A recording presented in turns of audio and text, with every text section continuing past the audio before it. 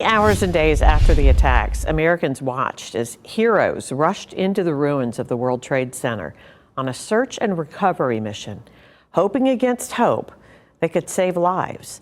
A Saginaw man and his dog were among them.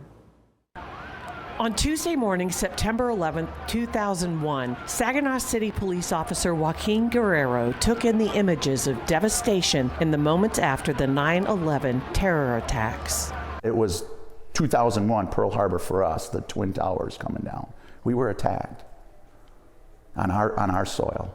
In that moment, as the reality of what he was seeing sank in, Joaquin knew one thing. He had to go to New York. He had to be there. I contacted them. They didn't call me. I called them, seeing if they needed help. Joaquin and his K-9 partner Rookie left for New York the day after the attacks and started working immediately, facing indescribable horror. Until you experience it and you're there, there's no way of preparing for any type of this. You can train all you want, you just can't, because there's nothing that's textbook. Searching through the twisted rubble alongside New York City firefighters who had lost so many of their fellow first responders was heartbreaking work.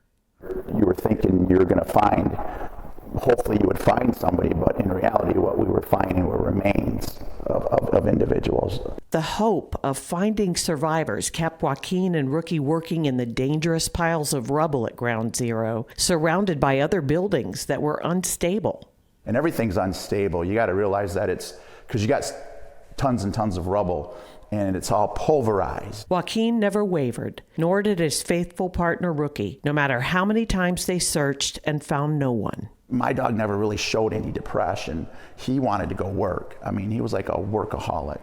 And, you know, we would put anywhere from 12 to 14 hours on the pile. Just 2 years after the search ended, Rookie was diagnosed with a cancer in his snout that an IM study linked to breathing in carcinogens at Ground Zero. He went through chemo, got rid of it. He lost a portion of the mandible, thought he was going to be back bouncing. He went back to work, and when that thing came back, it came back like vengeance.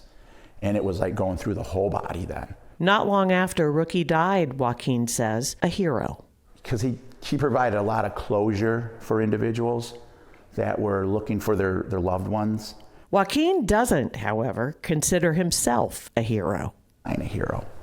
I'm not a hero. The hero are the ones that ran into that building and didn't come back. And 21 years later, Joaquin says he will never forget those fallen heroes or any of the 2,997 lives lost on September 11th.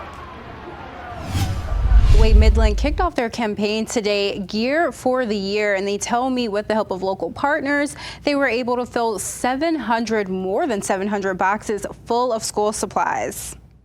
We have all kinds of things, from highlighters to pens to papers to sticky notes. All of the basics, according to Claudia Gold, a chairperson for the Gear of the Year campaign with United Way Midland. She tells me the basics also includes anything teachers may need in their classrooms. Hand wipes, tissues. And more than 700 boxes full of these items are being given for free to K through 12th grade public school teachers. 720 classroom teachers are going to get Gear for the Year kits. Every single K-12 educator throughout Midland County. Midland County has 7 school districts that will receive these kits. Organizers say the point of it all is to show support. I know how hard they work for their supplies. A lot of them have to paint their own classrooms, buy their own chairs, all of their supplies for their students. And this is amazing that the community has come behind the teachers. According to studies done by the New York Times, teachers are spending 37% more on school supplies than they were 7 years ago. Organizers say 14 different organizations help with donations in order to make this happen. So we just wanted to say we see you, we hear you, and we appreciate you. That came up with the rankings is Human Rights Watch. I spoke with one local organization that says Michigan received the ranking we deserved because it's all of a reflection of our current policies regarding child protection laws.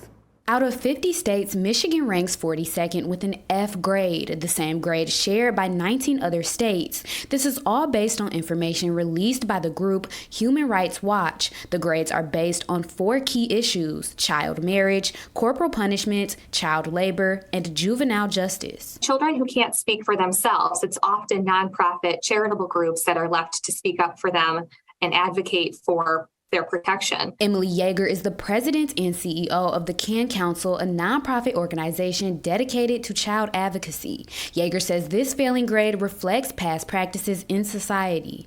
Society was made of people who were dying younger, doing things younger, right? Leaving school younger with or without an education completed, getting married younger, having children younger. This is the state of being that hasn't evolved to create best practice or to incorporate best practice for our children and create new laws and new policies. Michigan received an F for both child marriage, a D for corporal punishment, a C for child labor, and another F for juvenile justice. Right now, there is no age limit to get married in the state of Michigan, which Yeager says is a problem. 200 to 300 marriages of youth each year to older and sometimes significantly older adults.